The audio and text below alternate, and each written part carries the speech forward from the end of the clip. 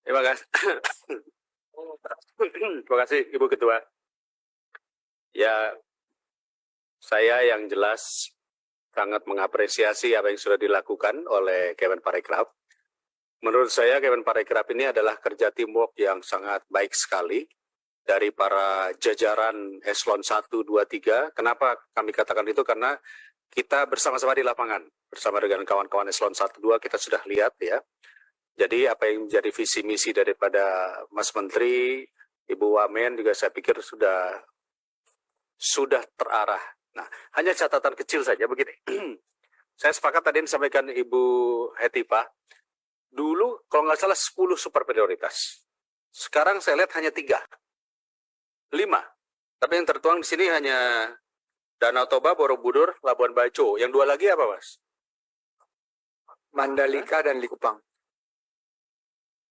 Oh, badan otoritasnya jadi 3 ini ya. Baik. Jadi memang kalau kita lihat perkembangannya belum terasa secara signifikan. Salah satunya adalah faktor anggaran tadi. Nah, ada beberapa hal yang mau saya tanyakan. Yang pertama adalah Kemenparekraf ini pernah mencapai angka berapa waktu itu 8 triliun, 10 triliun. Zamannya Pak Arief Yahya pernah kalau nggak salah sampai 8 triliun. Pernah nggak? 5 ya? Baik. Jadi artinya tadi sampaikan kawan-kawan ini klasternya kan klaster hanya 5-an ke bawah.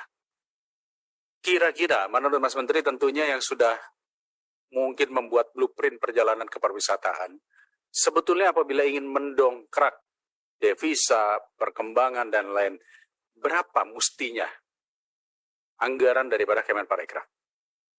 Ya, apakah 10?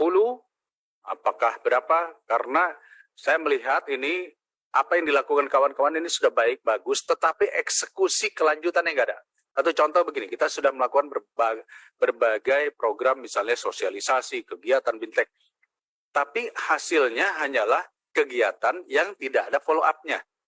Nah, jika akan ada follow-up-nya, apakah itu nanti bentuknya sertifikasi, ataukah bentuknya dukungan-dukungan lainnya, perlu tambahan berapa lagi? Ya, supaya kita punya mapping yang jelas. Yang kedua, ini perlu saya sampaikan juga. Ketika saat ini hampir semua kementerian sudah eranya berbicara digitalisasi, maka mestinya ekonomi kreatif ini mendapatkan atensi yang cukup besar. Nah, kelihatannya kalau saya perhatikan selama ini kegiatan-kegiatan pariwisata sudah berjalan on the track. Artinya kunjungan wisatawan, ya, kunjungan Wisnus, Wisman, dan sebagainya. Namun sektor ekonomi kreatif, karena kebetulan saya juga banyak kawan-kawan di sektor ekonomi kreatif, yang mengatakan perlu dukungannya. Nah, dukungan ini kira-kira apakah masih bisa di-push untuk 2024? Penambahan di sektor ekonomi kreatif, apakah bentuknya pelatihan, sertifikasi, atau apapun juga yang terkait mendorong, bukan hanya sektor kuliner dan fashion saja, tapi sektor yang lainnya, bisa kriya, bisa audiovisual, bisa animasi, ataupun sektor-sektor lain yang tidak hanya kita berbicara tentang digitalisasi aplikasi mengangkat UKM pada digital, tapi benar-benar yang segmented, film termasuk juga ya. Karena saya pikir kawan-kawan di dunia film dan musik ya sampai saat ini juga masih bertanya-tanya kira-kira orang tua kami kemana.